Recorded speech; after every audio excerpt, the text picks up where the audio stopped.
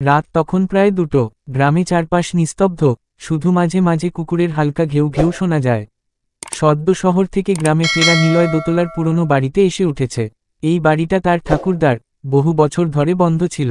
লোকমুখে শোনা যেত, এই বাড়িতে নাকি কিছু একটা আছে। নিলয় এসব বিশ্বাস করত না। সে শহরে পড়াশোনা করে, বিজ্ঞানের ছাত্র, ভূতপ্রেত নিয়ে তার কোনো মাথা ব্যথা নেই। তাই সে একাই এসে উঠল ওই বাড়িতে, ঠিক করল কিছুদিন থাকবে, বই পড়বে, প্রকৃতির মাঝে সময় কাটাবে।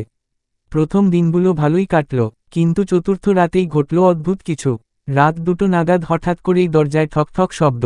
নিলয় ঘুম ভেঙে উঠে দেখে বাইরে কেউ নেই, দরজা বন্ধ, জানালাও লাগানো। আবার শুয়ে পড়ে কিছুক্ষণ পর আবার ঠক ঠক ঠক।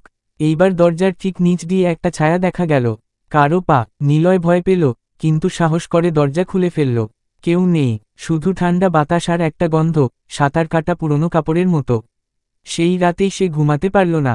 ভোরে বাইরে বেরিয়ে গ্রামের একজন বৃদ্ধের কাছে গেল। বৃদ্ধ বলল, এই বাড়িতে আগে হরিধন কাকু থাকতেন। উনি একা থাকতেন, একদিন রাতে মারা যান, কারো চোখে পড়েনি। 3 দিন পর খোঁজ মেলে তার মরদেহের। সেই রাত থেকেই মাঝরাতে কেউ না কেউ দরজায় এসে দাঁড়ায়। নিলয়ের গা কাঁপে উঠল। তাহলে? সে জিজ্ঞেস করল। বৃদ্ধ বলল, অনেকে বলে ওনার আত্মা এখনও বাড়ির ভেতর একা একা হাঁটে।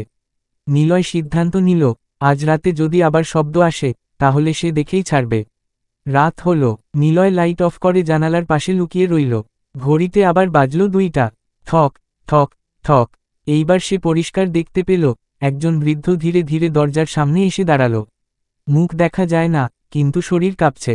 হঠাৎ সেই ছায়া দরজা না খুলেই বাড়ির ভেতরে চলে এল, যেন কুয়াশার মতো মিশে গেল বাতাসে। নিলয় চোখ বন্ধ করে ফেলল ভয়ে। ভোরে যখন চোখ খুলল, দেখে ঘরের মাঝখানে একটা পুরনো ছবি রাখা, ছবিতে সেই বৃদ্ধ। ছবির নিচে লেখা, হরিধন চৌধুরী, 1943-1999। এরপর থেকে আর কোনো রাতেই ঠক ঠক শব্দ শোনা যায়নি। নিলয় বুঝতে পারল, হয়তো হরিধনের আত্মা কাউকে খুঁজছিল যে তার কথা মনে রাখবে। এখন সে ফিরে গেছে চিরতরে।